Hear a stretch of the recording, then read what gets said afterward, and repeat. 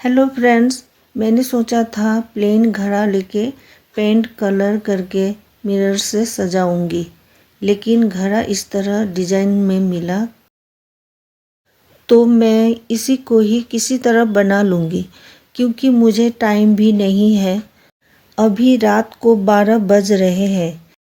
किसी हाल में इसको तैयार करनी है क्योंकि कल शिवरात्रि है। सुबह इसमें जल चढ़ाना है, खुश करना है भोलेनाथ जी को।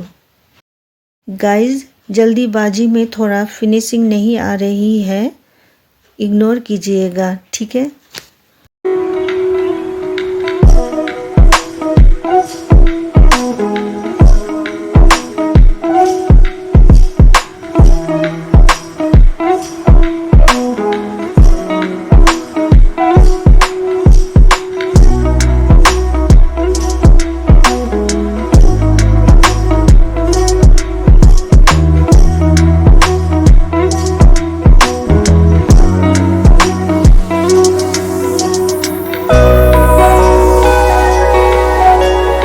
डिज़ाइन भी जो आइडिया आ रहा है बस वही बना रही हूँ।